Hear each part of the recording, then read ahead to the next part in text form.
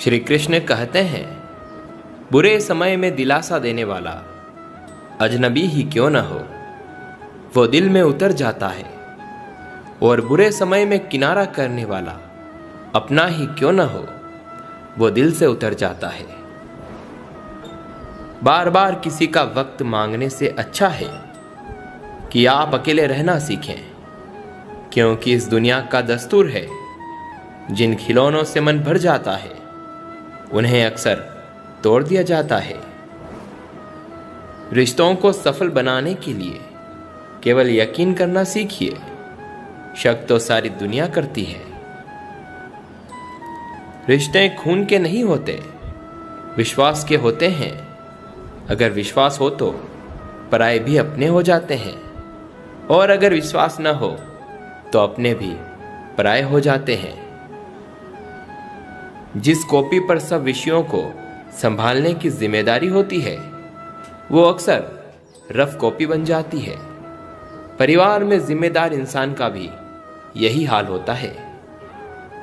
रोता वही है जिसने महसूस किया हो सच्चे रिश्ते को, वरना मतलब का रिश्ता रखने वालों की आंखों में ना शर्म होती है और ना ही पानी।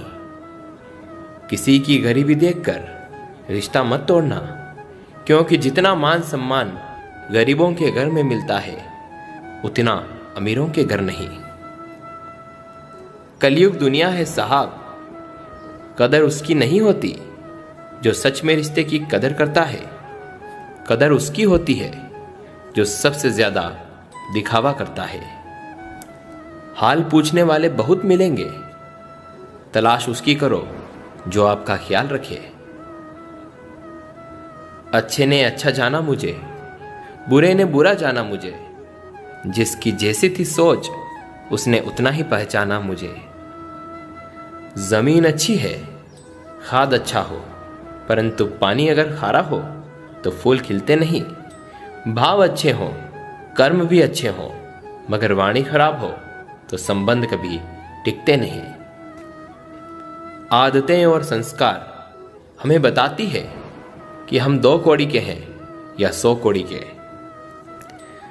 दुआएं करवाई नहीं जाती, दुआएं ली जाती है। किसी के मुश्किल वक्त में साथ देकर और किसी की मुस्कुराहट की वजह बनकर।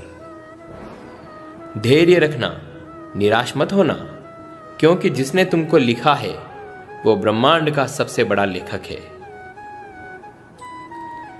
आजकल लोग एहसास नहीं करते, एहसान करते हैं। न किसी से अपेक्षा, न किसी की उपेक्षा।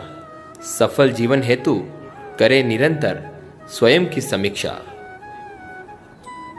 श्री कृष्ण कहते हैं, एक सच्चा दोस्त आपके लिए बहुत मूल्यवान हो सकता है।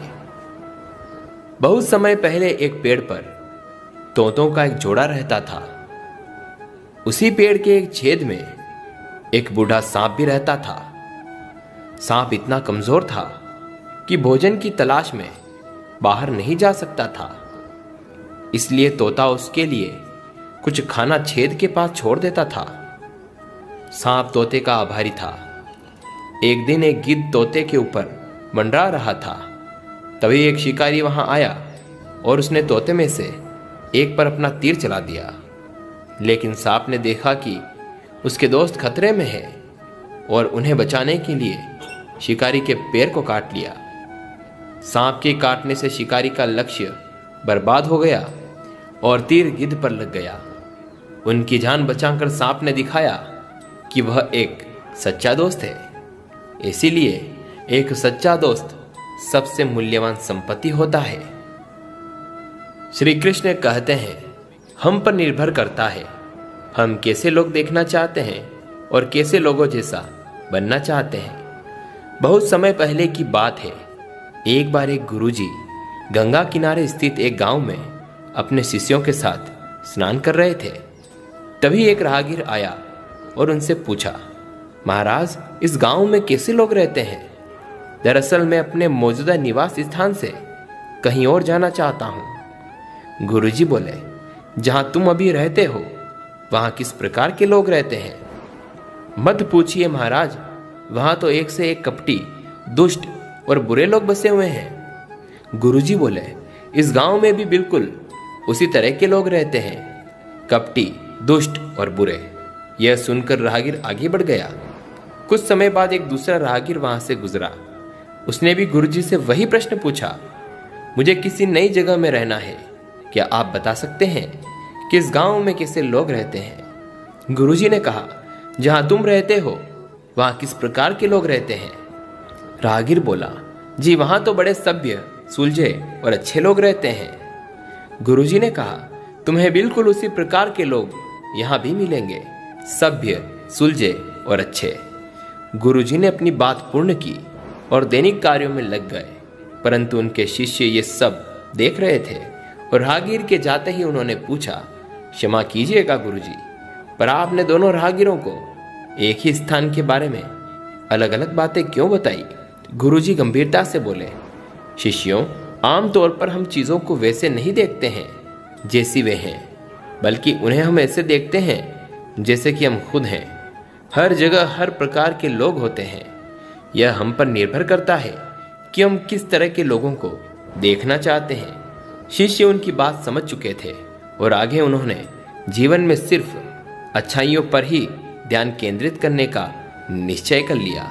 इसीलिए श्री कृष्ण कहते हैं कि हमेशा अच्छे कार्यों और अच्छे लोगों पर ही अपना ध्यान केंद्रित करना चाहिए।